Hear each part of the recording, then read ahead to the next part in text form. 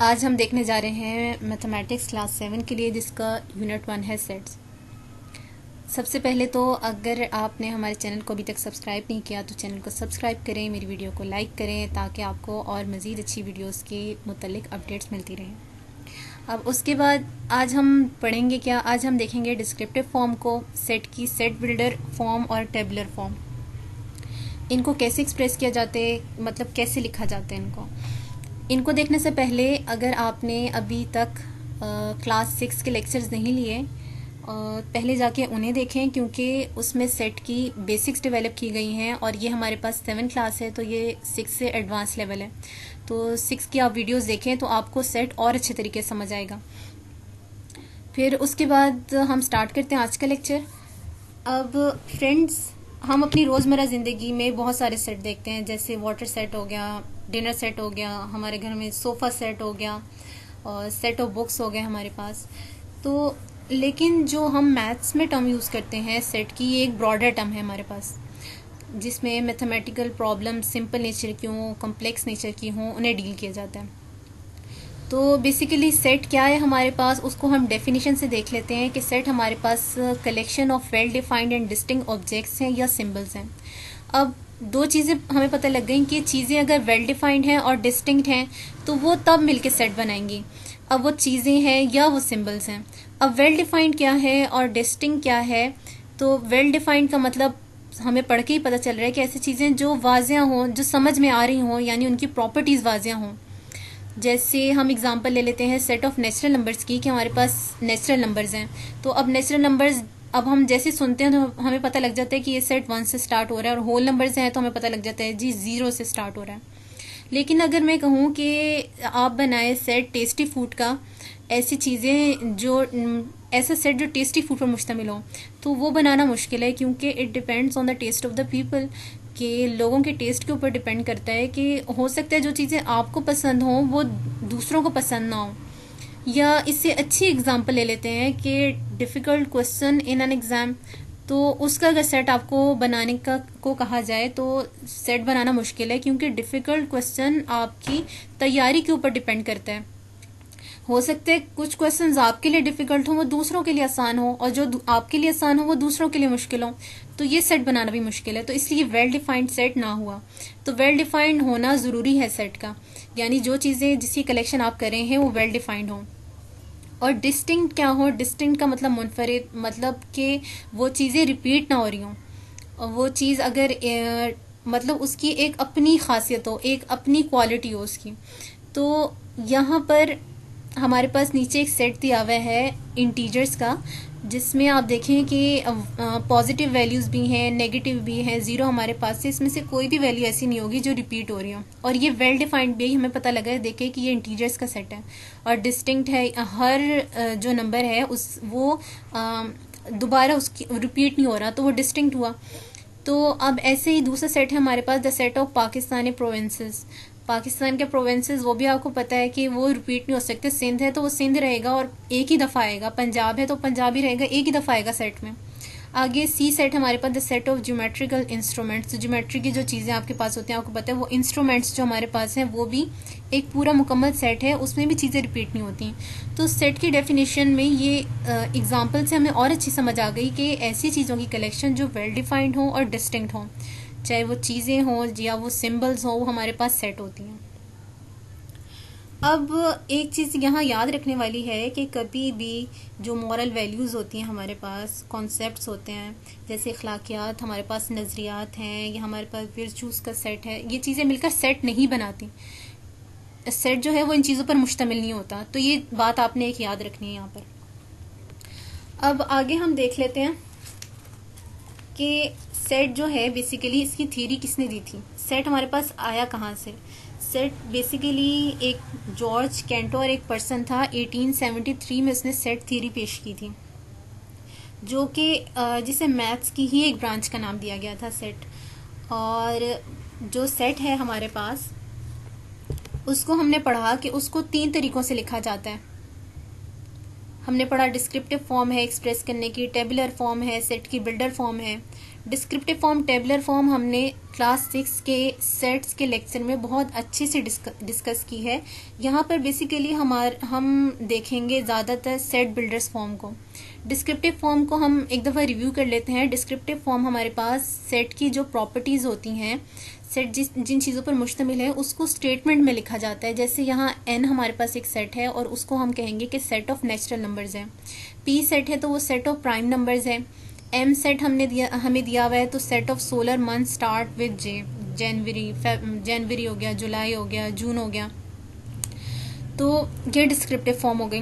Tabular form क्या है कि जब हम सेट को कर्ली ब्रेसेस के अंदर क्लोज करते हैं और सेट के हर एलिमेंट को या मेंबर को, ये जो सेट के अंदर होते हैं ऑब्जेक्ट्स होती हैं, सिंबल्स होते हैं, वो सेट के मेंबर्स होते हैं। जैसे 1 यहाँ पर है, मेंबर है, इसको एलिमेंट कहते हैं और ये बिलोंग कर रहा है n से, ठीक है। तो इसको हम कर्ली ब्रेसेस में क्लोज करते हैं तो ये टेबुलर फॉर्म आ गई हमारे पास। अब हमारे पास m सेट है तो वो भी ऐसे ही है कि फुटबॉल, हॉकी दिया हुआ है, क्रिकेट दिया हुआ है, ये हमारे पास गेम्स का सेट हो गया। तो ये टेबुलर फॉर्म में लिखने का तरीका है। अब अगर 1 जो है, मैं कहूँ कि हमारे पास एलिमेंट है n का, तो उसको यहाँ पर जिस तरह ये 1 है और ये एलिमेंट है n का, तो उसको लिखने का ये तरीका है कि ये एलिमेंट का साइन हम ऐसे कहते हैं कि जो ये साइन है ये एलिमेंट के लिए यूज़ होता है कि ये इससे बिलोंग कर रहा है, ये इसका मेंबर है n का, जो 1 है वो n का मेंबर है या n से बिलोंग कर रहा है। और अगर मैं कहूँ कि जो m सेट है हमारे पास गेम्स का, उसमें मैं कहूँ कि कैट जो है वो बिलोंग करिए सेट m से, तो क्योंकि गेम्स का सेट है तो कैट तो इससे बिलोंग कर ही नहीं सकती, तो इसलिए मैं कहूँगी cat does not belongs to m, cat is not the member of m, ठीक है। तो उसको जो है इस साइन से, एलिमेंट का साइन लगा के ऐसे उसको ऊपर लाइन लगा दी जाती है और डज नॉट बिलोंग्स टू हो जाता है। अब सेट बिल्डर फॉर्म है। सेट बिल्डर फॉर्म को आप यहाँ से देख लें कि इसको इस तरह से लिखा जाता है। ये एक एग्जांपल यहाँ पे हमने दी हुई है कि हमारे पास सेट ई है और यहाँ पर एक्स है। ये जो एक्स है ये कुछ भी हो सकता है, क्यू भी हो सकता है, कुछ भी हो सकता है।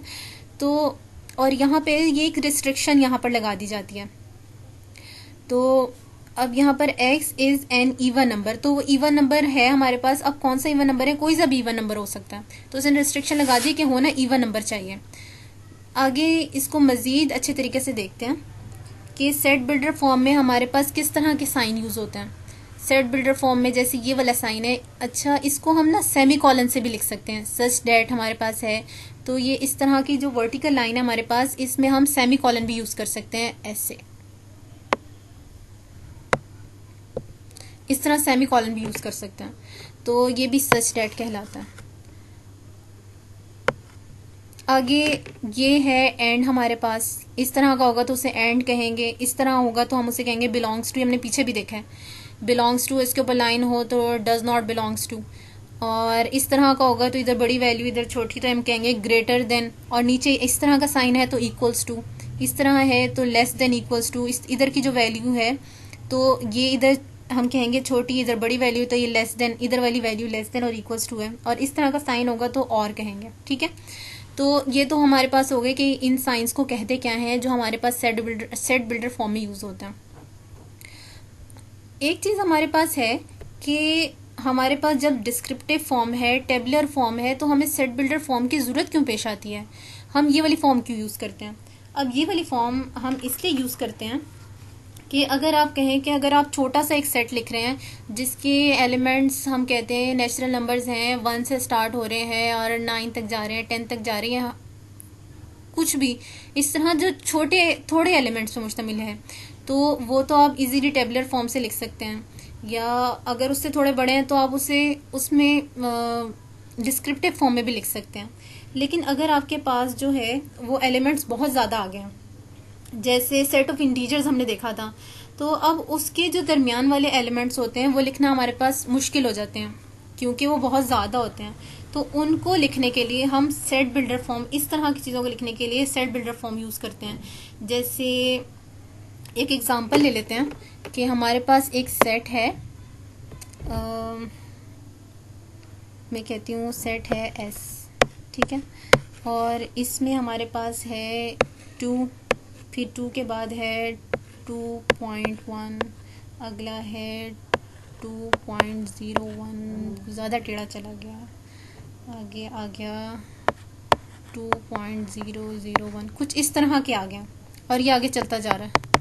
तो इसको लिखना मुश्किल होगा, इसको लिखना मुश्किल है। तो इस तरह की चीज़ों को लिखने के लिए हम सेट बिल्डर फॉर्म यूज़ करते हैं, जो हमें छोटा करके लिख के बता देते हैं और थोड़े से वर्ड्स में हमें पता लग जाता है कि इसके अंदर क्या क्या चीज़ें हैं। जो ये पूरी एक जो है, जैसे हम कहते हैं ना दरिया को कूजे में बंद कर देना, बहुत बड़ी चीज़ों को छोटी सी स्टेटमेंट में लिख देना, छोटी सी फॉर्म में लिख देना, तो ये बेसिकली सेट बिल्डर फॉर्म इसी तरह की चीज़ है। अब यहाँ पर अगर आप पहली चीज़ देखें, पहली एग्जांपल हमारे पास ए सेट है और यहाँ पर है ए सच डेट, हमने पीछे देखा एक्स सच डेट, सॉरी एक्स है ये और ये सच डेट है, और हमने इसे कहा कि हम इसे सेमी कॉलन से, इसे कॉलन से भी, सेमी कॉलन से नहीं कॉलन से भी हम इसे लिख सकते हैं। कॉलन मतलब ऐसे एक्स और ये कॉलन, ठीक है, और फिर एक्स और फिर ग्रेटर देन 0 और ये ऐसे, ठीक है। तो इसको हम ऐसे भी लिख सकते हैं। तो ये सच डेट आ गया और ये x ग्रेटर देन 0। अब x ग्रेटर देन 0 है, x यानी हमारे पास सेट ऑफ नंबर्स हैं और जबकि x जो है वो 0 से बड़ा होना चाहिए। तो 0 से बड़ा कोई भी नंबर हो सकता है, यानी 0 से बड़े और बहुत सारे नंबर हो सकते हैं, तो उसको लिखना आसान नहीं है। तो इसलिए हमने छोटी सी स्टेटमेंट में सेट बिल्डर फॉर्म में बना के उसे लिख दिया है कि 0 से बड़े नंबर, अब वो कुछ भी हो सकते हैं, लेकिन छोटी स्टेटमेंट से पता लग गया जी ये इस तरह का सेट है। अब अगला सेट हमारे पास बी है, जिसमें हम कहते हैं x, फिर वही सच डेट मैंने आपको कहा कॉलन भी यूज़ कर सकते हैं, फिर x नॉट इक्वल्स टू 12। अब वो 12 के बराबर नहीं है, अब 12 के बराबर नहीं है तो इसका मतलब है यानी हमारे पास सेट है x का और इसको हम कहेंगे the set of all x such that x is any number except 12। 12 के अलावा यानी 12 के अलावा x कोई भी नंबर हो सकता है, लेकिन वो 12 नहीं हो सकता। तो 12 के अलावा तो बहुत सारे नंबर हमारे पास आ सकते हैं। तो इसीलिए फिर वही हमें पता लग गया सेट बिल्डर फॉर्म में लिखने का फ़ायदा ही यही है कि आप छोटी सी स्टेटमेंट बता देते हैं कि 12 के अलावा कोई भी नंबर। इस तरह हमारे पास थर्ड एग्जाम्पल है, सेट सी हमें दिया हुआ है, जिसमें वही बात आ गई x such that x greater than 8। अब 8 से बड़े वाले नंबर, यानी हमने पीछे नहीं जाना, 8 से बड़े वाले नंबर, अब वो कोई से भी नंबर हो लेकिन वो 8 से बड़े होने चाहिए। इसको भी हम ऐसे कहेंगे the set of all x such that x is any, ये रिस्ट्रिक्शन लग गई, x is any number greater than 8। तो ये हमने सीख ली सेट बिल्डर फॉर्म। अब इसकी रह गई हमारे पास एक्सरसाइजेस, और एक्सरसाइज जो है हमारे पास एक्सरसाइज 1.1 है, वो इंशाल्लाह हम अगली वीडियो में शुरू करेंगे और उसे हम हर क्वेश्चन को देखेंगे इंशाल्लाह ताला। क्योंकि सेट बिल्डर फॉर्म है तो मैं चाह रही थी कि इसका हर क्वेश्चन आपको करवाऊँ तो आपको ज़्यादा अच्छे तरीके से समझ आएगा। और आई होप कि आपको आज का लेक्चर भी बहुत अच्छा समझ आया है, और समझ आया है तो प्लीज़ ज़रूर अच्छा सा कमेंट करें। जो चीज़ें नहीं समझ आई वो भी बताएं ताकि उन्हें और अच्छे तरीके से आपको समझा सकूं, उसके लिए आपके लिए एक अलग सी वीडियो बना सकूं आपको समझाने के लिए। और चैनल को ज़रूर सब्सक्राइब कीजिएगा, मेरी वीडियो को लाइक कीजिएगा ताकि आपको मेरी वीडियो की अपडेट मिलती रहे। Thank you.